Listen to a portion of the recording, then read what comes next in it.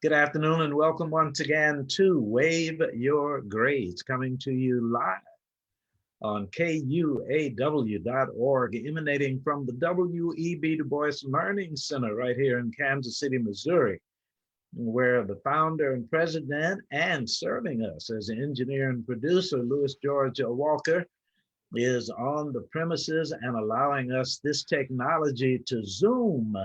As a matter of fact, for a few months now, in light of the pandemic, praying that all is well with you and yours, and that we are being as wise and intelligent as Mr. Lewis, as we observe protocol, distance, masks, electronic communications, all of those things that lend towards proper physical and mental health. My name is Carl Boyd. I'm your host every Saturday on KUAW.org for the program Wave Your Grades, American Students Striving for Excellence in honor of our troops. And this day, we have some very special guests. And as a matter of fact, the first supporter of the Stutes for Boots program was then Commander Gerald Caldwell of VFW Post 8100, and as a matter of fact, had not 2014 book signing, right? Yes. At the VFW Post Hall. So I Yes. thank Gerald Caldwell for that continued loyal support and welcome you now to today's program, Mr. Gerald Caldwell, who will introduce us to Warrant Officer Benjamin Anderson. Gerald Caldwell, thank you for being here this afternoon. Thank you, Mr. Boyd. We appreciate the eloquent introduction that you gave. But we're just glad to be here. We're glad to work with your program, the Stutes for Boots. We were very glad to have your book signing and the very distinguished guests that you had out there. Which are some of those guests I took pictures with, I wouldn't have been able to catch up with if it hadn't been at your book signing. Well, that's so kind of you, and it was kind of them. So thank you for saying so. Please go ahead. Okay. And we have now as our first Black officer from VFW Post 8100, and one officer, Ben Anderson. He come to us from, he was living out in California, but he's originally here from Kansas City, Missouri. Oh, okay. And he's a retiree from the United States Navy. And I'm from the Navy too, so we're kind of buddies there. So we looking to hear from him today and some of his experiences that he has experienced over the years there with the United States Navy. Now, as you prepare to introduce us to him, let me make sure that I am doing this correctly, because it is one thing to say former Commander Gerald Caldwell, but as it relates to current nomenclature and making sure that I have it properly addressed, what is the proper way to introduce Gerald Caldwell? Hey. I don't know if that's was that a phone coming on or a theme? Yes, we got it silenced now. Oh, okay. Proper way to introduce Gerald Caldwell in April 2021. Excuse me, Mr. Boyd? Yes, I was saying that I talked about the fact that you were former commander of VFW Yes. Post 8100, but what is the proper way to introduce Gerald Caldwell April 2021? I am the past commander of VFW Post 8100. That's correct. Outstanding. And please introduce us to and allow to join the conversation Warrant Officer Benjamin Anderson. Would you like for Mr. Anderson to come on out? You want me to introduce him now? Yes, sir. Okay. Mr. Anderson comes to us from a retiree from the United States Navy. and he started out as an enlisted man, and he went on up into the officers' rank. And from VFW Post 8100, he is the first Black officer that we have there at that post, and we are thrilled to have him there. Very fine man, very hardworking man, and we could use more of that. But his experiences and things, I haven't heard anything like it, so I'm just as looking forward to this interview as the people that are listening today. So it should be interesting, and we introduce you now to Warrant Officer Ben Anderson from VFW Post 8100. Thank you, Past Commander Gerald Caldwell and Warrant Officer Benjamin Anderson. Thank you so much for being with us today. Please tell us a few things about your background. Well, first of all, I'd like to thank you for inviting me to participate in your program. And I guess I could start with when I joined the Navy. I joined as an E2, which is the lowest rank in enlistee that you can have. And I joined in 1965 with the idea of serving my country and going over and participating in the Vietnam skirmish over there. But as an enlistee, I didn't have too many options where to go, so they sent me out to a ship in the Mediterranean. But to get there, I guess I should start with how I got. Yes. Yes.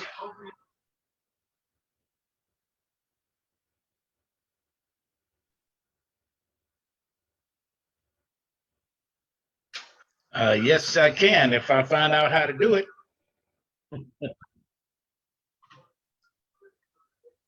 Yes, I've got it. You give me good instructions. I've got There it is. Where's my note?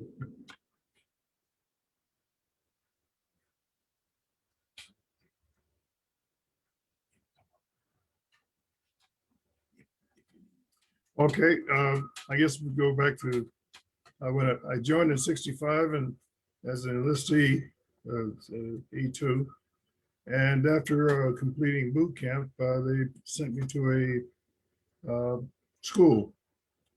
I think in most cases I was the only Black in my school, in my classes, and there was other Blacks in the other classes around me, which supported me in a sense of making me feel like I was at home, having some faces.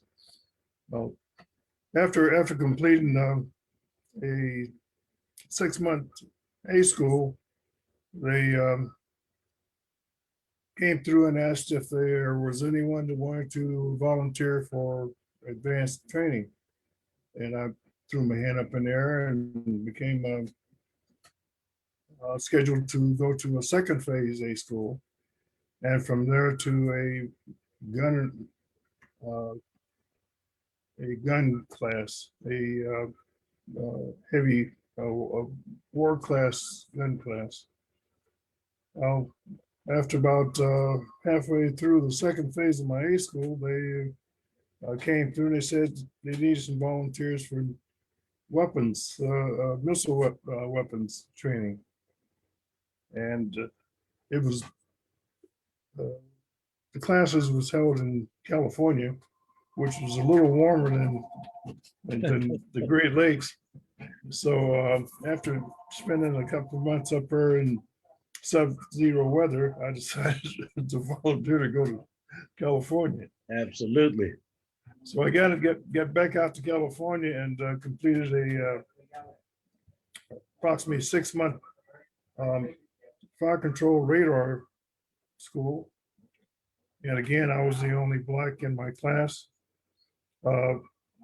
And we did have some Black chiefs, chief officers, chief petty officers, and they kind of supported me too, and it helped me through the class.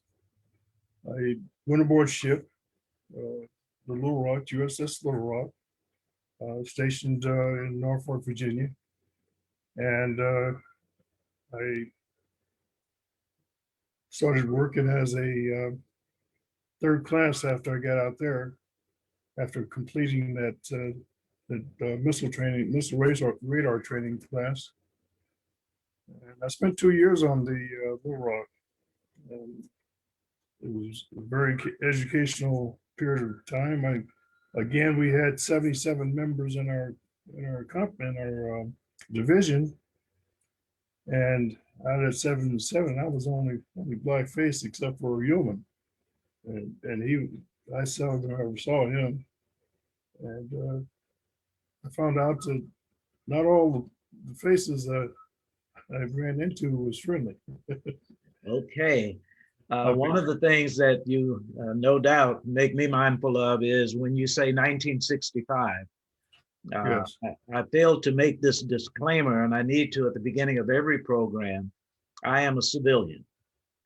My oldest brother was a Marine. Next to him was an airman, and the one next to me was a soldier. Now, you will be familiar with this, and there are young people who are with us who don't quite know the language, but I was classified 4F. And the reason I was classified 4F was because I was a school teacher, and that was considered a critical occupation. Otherwise, I would have been classified 1A. Before you joined the Navy, in your career aspirations or what you were already doing, was your intent to join the service, or was that something that came to you unexpectedly? Well, I had friends around me that was getting drafted, and some of them was younger than me, which surprised me. So I got to thinking, well, maybe I ought to think about joining up before I get drafted. And the first thing that popped in my mind is, what will I do after I get out of the Army or Marine Corps? And I couldn't come up with anything other than police or fireman or some other service where I was still. I didn't think I'd be as educated if I went that route. So basically, after working for the railroad for a few months and seeing how the individuals was being promoted and how much money they was making and everything, I decided being a worker for the railroad paid good, but there wasn't too much upward mobility. And so that's one of the reasons why I joined the Navy, because I wanted to learn a little bit about electronics. Well, actually, I wanted to learn a lot about electronics so I could start making some of the money that some of the individuals I ran into in my civilian life had been able to take advantage of. I found that there wasn't too many of my relatives that stayed in the Army or Navy or Air Force. So I would be probably about the second or third that would go into the Navy. And after getting into the rate that I was in, I found some people that basically was willing to work with me and help me move along for advancement. And as I said, I wasn't in a group of people that was had a large Black population. We didn't become technicians and such until 1954 in the Navy. Most of us that joined the Navy back before those times were either stewards or cooks. So for me to be advanced to a fire control technician and working on missile radars, I was quite pleased and willing to learn. And I found that being a little flexible with the way things was going on around me, I was able to get trained by some of the guys from some of the cities that I thought was, or states that I thought was very prejudiced. I worked several months under a guy from Georgia, several guys from Alabama, in North Carolina, South Carolina. And they were very helpful. And one in particular was very helpful in further my education as a fire control technician. Wow. And one day he called me up and he says, "Hey, man, we got a part of our system now. You want to come up and work with me?" And I said, "Sure." And from that day on, every time everybody else was knocking off, he was calling me to give him a hand fixing something.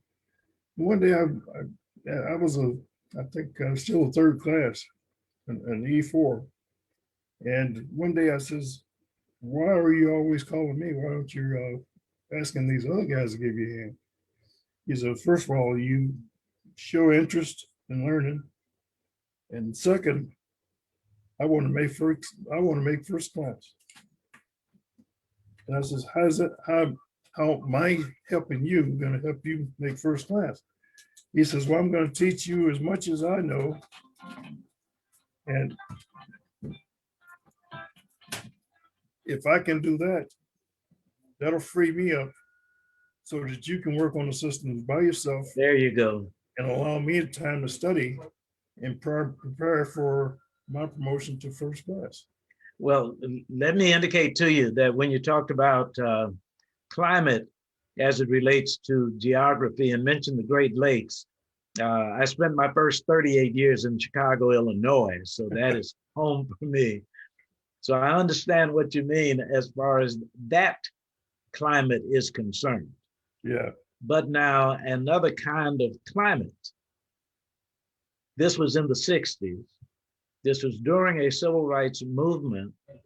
Those who were civilians, such as I, thought we had something of a handle on the climate stateside. But can you help us to have a feel for the climate that you faced on the inside?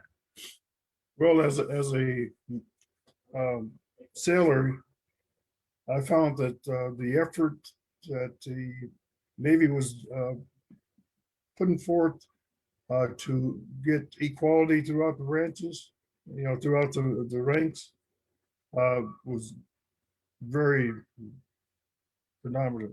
I mean, they made sure that that if you had problems and you thought it was a racial issue, that you could go to certain individuals in your command and discuss these things.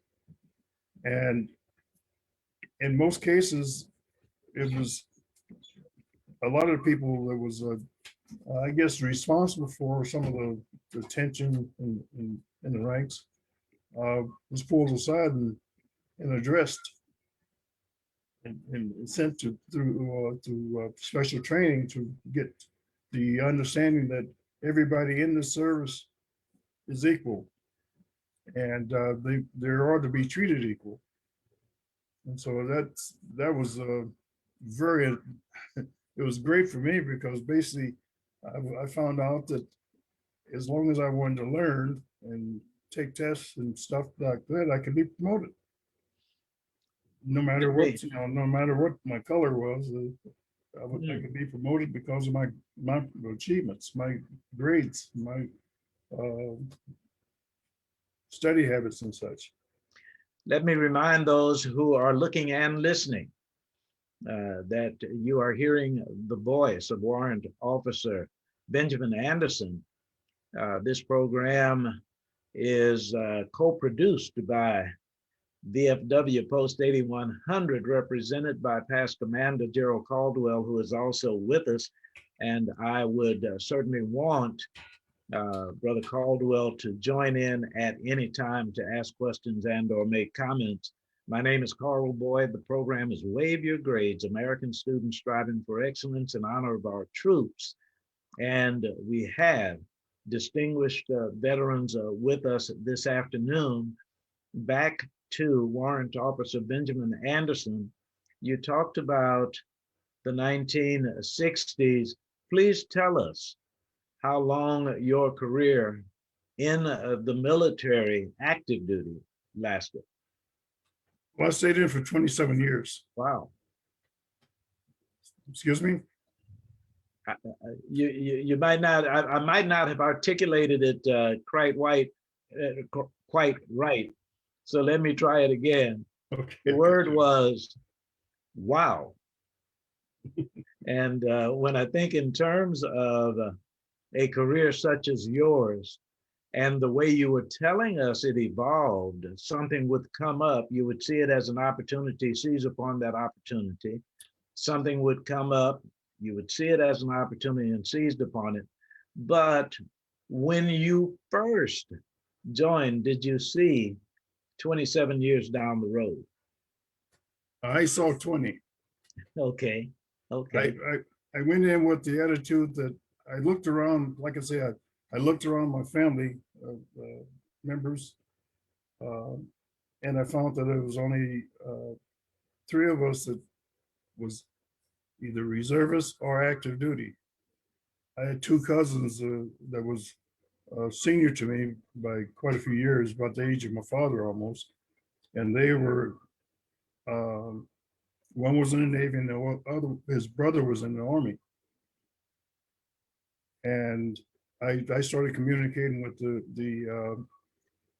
cousin that was in the Navy, and he, he didn't really encourage me to stay in. But the fact is, I looked, like I say, I didn't see anyone else in our family pursuing a military career. But I talked to a few other individuals that I ran into in Bowling and different places that were retirees from the military, and they were, I guess, making a pretty good living. They had a retirement from the military, and they was working for good companies. And I got to thinking, I says, that would probably be a good way for me to take and go, is to put my 20 years in so I have a guaranteed retirement. And second, I could learn enough where I possibly could go to work for myself. But after the 27 years in the Navy being a fire control technician, a few things changed. They told us to keep our hands out of the equipment. And when something break, go unplug it and send it into the factory. So I figured, well, if that's the case, I should learn as much as I can so that when I get out, I'll be ready to take and step right in and get a job. Well, one of the things that you apprised us of was the experiences that you had different states. Did you spend any time outside of the United States? Oh, yes, quite a bit. The first 2 years that I was aboard the ship, we went to the Mediterranean. I was stationed in Italy for 2 years. And that was a real learning experience. Meeting other people from other countries, trying to learn their language, and basically finding out that they had more respect for me than I had for myself, in a sense, because I'd always been, here in the States, and basically in many cases treated like a second-class citizen. Wow. And when I got over there, I was basically well received. Yes.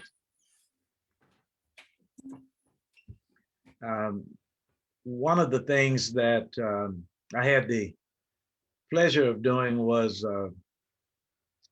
performing with a singing group from Chicago for USO shows. So it wasn't until 1971 that we performed in Vietnam, but we were allowed to perform in Tokyo, Okinawa, Guam, the Philippines, Korea, Vietnam, Thailand. They also allowed us to travel with a GS-14. And we did find a great deal of respect from foreigners. But you mentioned Italy. How about some of your other destinations? Some of the places I went to was Greece, Spain, France. Now, France, it was a little different. Uh-oh. I didn't get a lot of help when I was trying to speak their language. But everywhere else, the people tried, if I tried to, learn their language, which wasn't very easy because we would only be in port a few days, Right. But if I started to, whereas in Italy, I was stationed out of Italy, our ship was home ported out of Italy. And so basically I had more time in Italy, and I really enjoyed trying to learn Italian because I'd had a couple of years of Spanish when I was in high school. And a lot of the words were the same, and the structure of sentences was the same. So I really enjoyed trying to learn, and the fact that I had Spanish, I can understand more than I could speak. So my 2 years over there in Italy was great. The other places I went, like Greece and France and Turkey and during the Mediterranean, the people that I spoke to most times I spoke to them in Spanish. Mhm. And broken Italian the best I could, and that's the way I got around. And my attitude when I first went in was that I should be not the ugly American, but an example of how the American people work and act.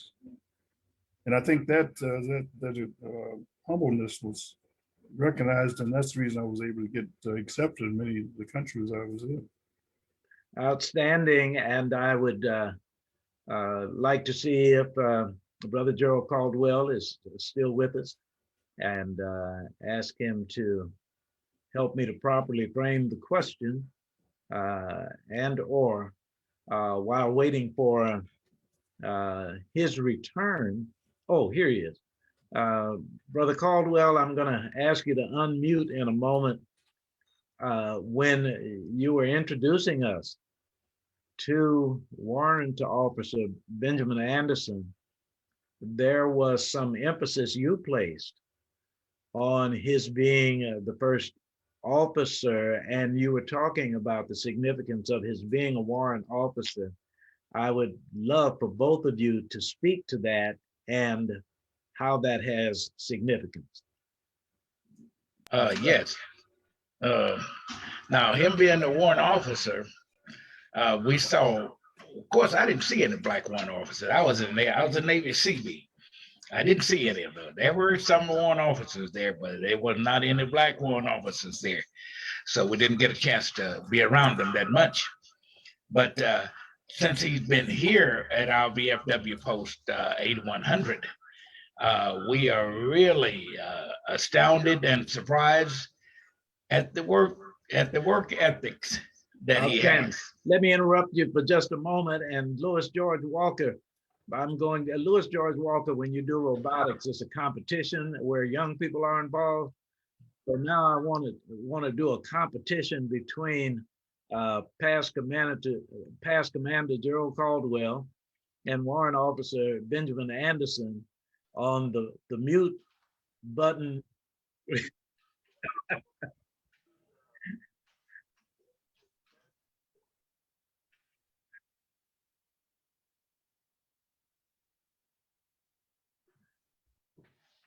Yeah, so we'll see how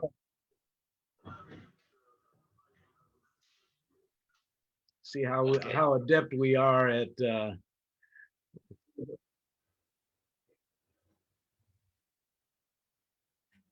Mute yours. It'll come up. There it is. There. Hit the left button. right. That's it. Thank you. We were, like I was saying, the work ethics that he has. We could see that the Navy has required it, or he already had it when he got there. The ethics that he has, he works real hard and diligent at whatever he does. Right now, he's our quartermaster, and our quartermaster in the VFW post controls the money, about controls a lot of other things there too. All of the the other bills and things we get in there, he controls that too. So we are very pleased to have him as our quartermaster, because otherwise we would have might be on the verge of closing the door if we hadn't had anybody in that one that money part of it like it should be run. And he's doing that part, and he's learning that part of it and doing an excellent job at that. So we can appreciate that. We can appreciate the ethics that the Navy has given him. He's carried that over in civilian life, and man, that's awesome. That's awesome. Well, we are thanking you so very much for bringing him to us.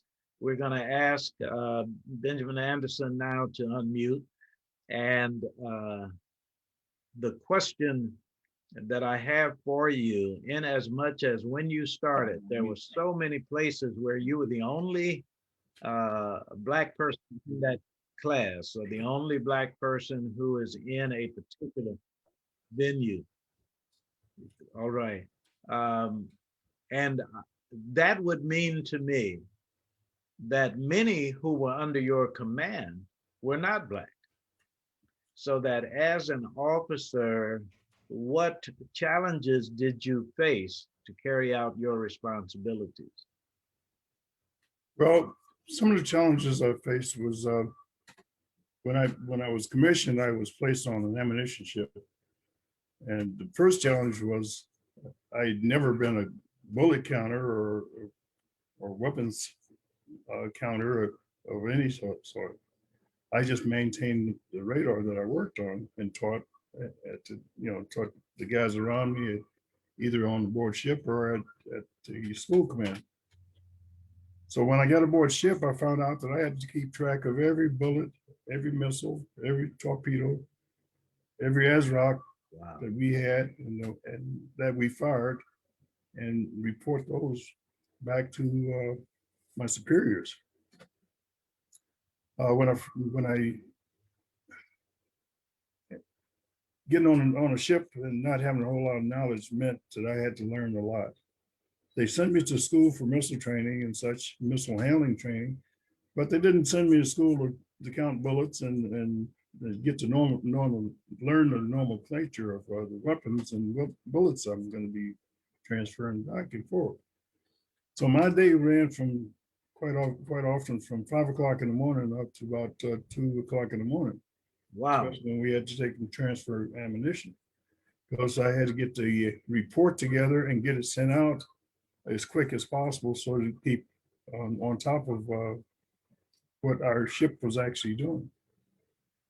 The guy I relieved for that had been doing that job for several years. He was not Black, and I kind of got the impression that he really didn't want to see me succeed. So he left a few pointers for my crew that how to take and make sure that my life wasn't going to be easy. Oh no. And he also, with him being a guy, being acquainted with the captain, he also discussed this with the captain, that to basically encourage the captain to be very observant of what I did. And it worked out to my benefit, because basically I became a little more concerned about what these young men was doing around me. And eventually I realized that if no one else cared, I had to make sure that everything went correct. All accounts had to be correct. And there was many nights where we had to count things as many as 3 times to come up with the correct answer. The amount of ammunition I was receiving. Yeah. Well, it sounds to me like Warrant Officer Benjamin Anderson could have been instrumental in helping us to count votes in the last election. Very meticulous, as it were. But one of the things that I am certainly interested in is your service in veterans of foreign wars. So let me set up the question this way.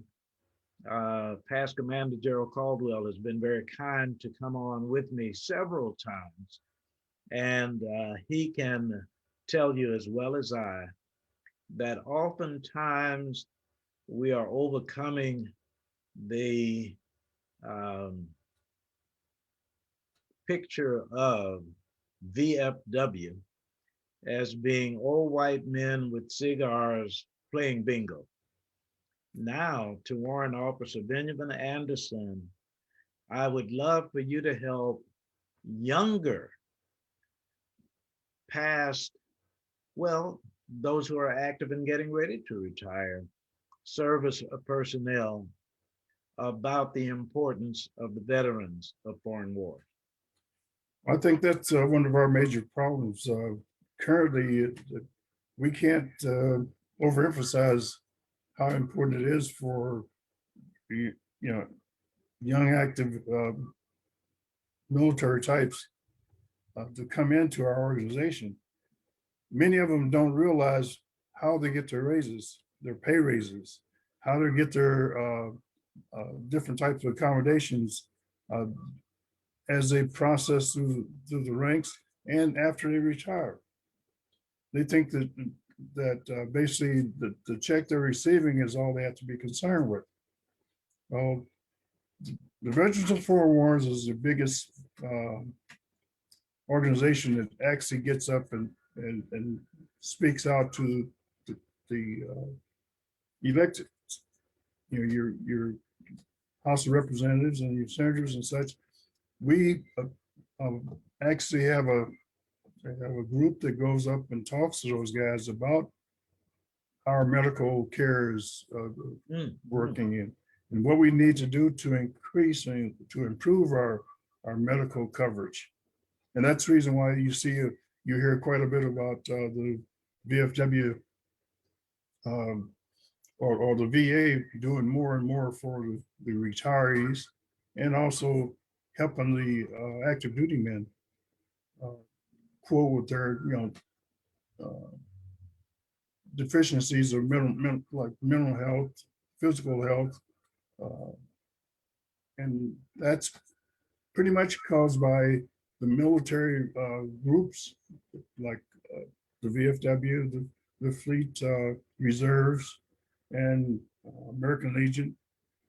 All of these organizations is basically service connected, and they're basically um, community service individuals that make sure that we keep the best for our military people. If you notice that many of our electeds have no background in military, so they don't know the hardships that individuals have when they have families and they're deployed. What they're these avenues a lot of times is neglected and leave the families out there to fend for themselves. But I think with our help as service groups, the VFW in particular, and the Fleet Reserve, the Fleet Reserve, and some of the other groups, make sure that their families are taken care of.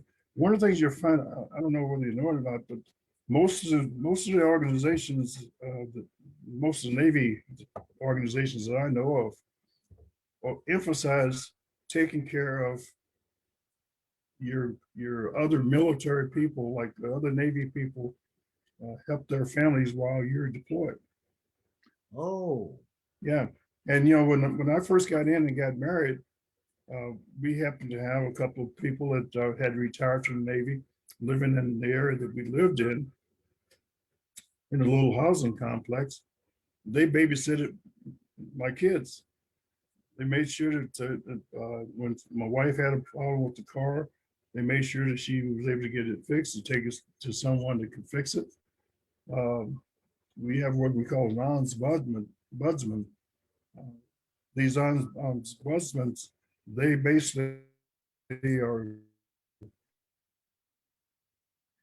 now one of the given things, the names of the call and check and see how they're doing. Or if they have a problem, their name is given to the wives or the dependents to contact them, the wives that's there, so they can get some assistance. My wife was an ombudsman for several years, and basically, when we was in Hawaii, and we had guys whose wives couldn't drive or didn't have cars, and my wife would go get them, take them to the commissary and help them get groceries, take them to the hospitals and clinics for treatment. And this was passed on to my captain there in Hawaii, and quite often he'd call me up and congratulate me or tell me to pass on to my wife. Thank you for the work that she was doing to make sure the families was well taken care of. Well, let me say to you that I was in high school 1955 until 1959. So when I was in the Reserved Officers Training Corps, or ROTC, it was 100% male. Now, of course, if you go to a high school, JROTC is mixed. Now, when I think about Veterans of Foreign Wars, a VFW post, again, going back to the stereotype, Brother Caldwell, and old men with cigars, what has been lately, and I will ask both of you the question, the role of both males and females in VFW posts?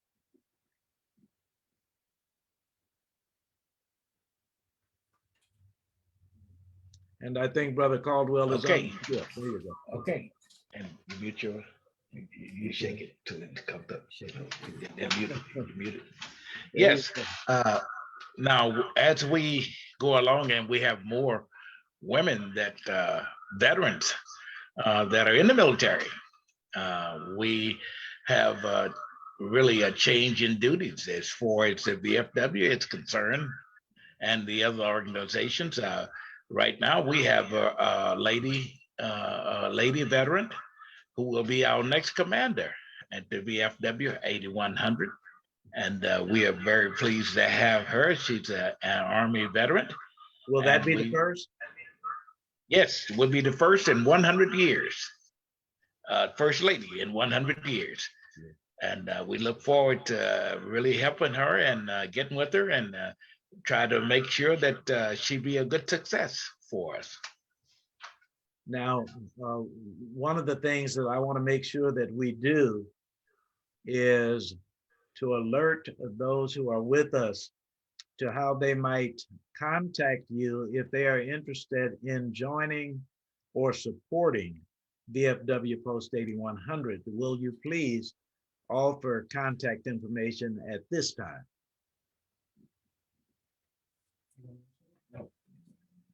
Okay. I think that our major effort for us right now is to make sure that she's attending the proper meetings and such that so she keeps up abreast of what's going on. Quite often, once we become commanders and such, we're so busy trying to worry about our communities that we forget about keeping in touch with our districts and our national offices and such. And if we can keep her, that's going to be, in my case, that's going to, I mean, in our post, that's going to be one of my jobs as the quartermaster, try to keep all the reports going in as often as possible that is required, and letting everyone know what we're doing in our posts, so they can also see that we're active in the communities and also trying to help our young people in their schooling and such. Yes. Now, if there is a veteran with us who would like to contact you to join, how do they go about that? Okay. We have a website that they can address, and they don't have to be an active member of the VFW or anything. They can go online and call up just vfw.org, and then they have the opportunity to locate a post in their area and possibly meet with them and see if they're comfortable with that post, and then go ahead and join. There's a fee for joining, an annual fee, unless you want to become a life member. And as a life member, basically you pay a greater fee than your annual fee, because what you're doing is you're signing up for life. So that's the easiest, the best way to go is to go for life, but that way you don't have to worry about your yearly payments, and it's just done, it's over. And then it's left up to you to make the meetings. We have a few people that join, and if I think if they find a bunch of cigar smokers and and none that has the same nationality they have, they may get a little disgusted, but the bottom line is that we're all working together now. We're all trying to work together, and most cases you're going to get help from the veterans that's going on before you. And all you have to do is just show up in the meetings and ask questions, and basically that's the easiest way of learning and finding out what you can do to participate and help your community. And I think we really need more of us participating in our community. And with us, you being involved with the service groups like ours, you meet more people, you learn more needs, you learn how to take and approach these needs with the help from veterans that's trying to help their community.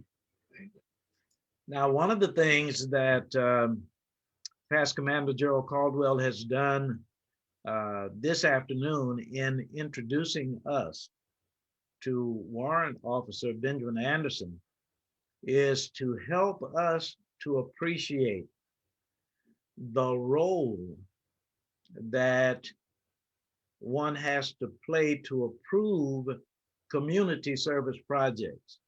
So I get an opportunity at a personal as well as organizational level to say thank you again for things that you do in the community. And you are teaching us today that this will not happen if you don't go through Warrant Officer Benjamin Anderson.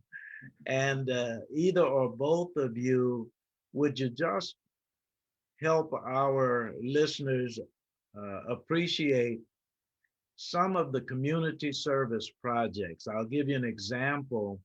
When I was doing a series of posters that were done at De La Salle High School, CFW Post 8100 actually presented funding to help our relationship with those students.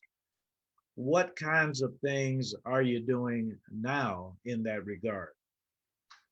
Well, some of those things we hope to continue doing, and as you have talked to us off the record, that you're hoping to come in with some more seminars, which is community based, and our district commander just loves it when the community can come in and use our facility, and we are happy because it gives us ports.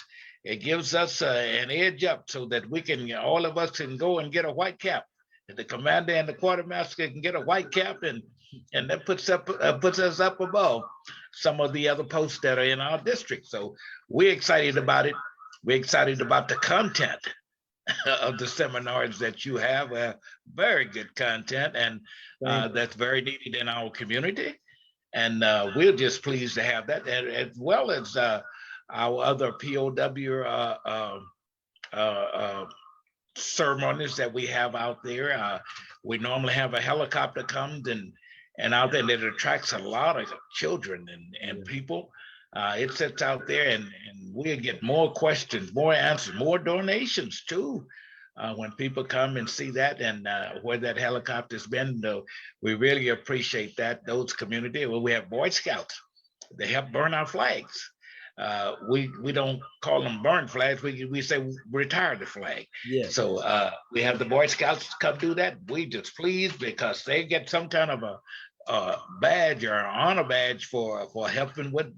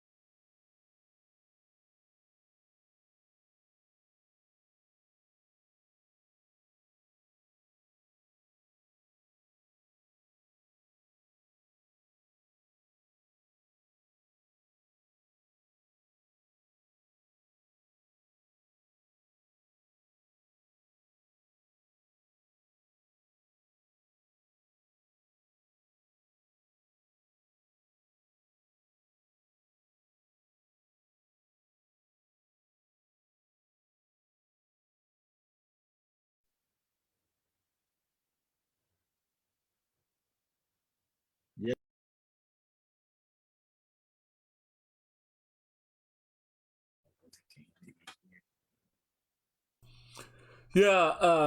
Yeah, we work with the kids, and I got to get my picture on here.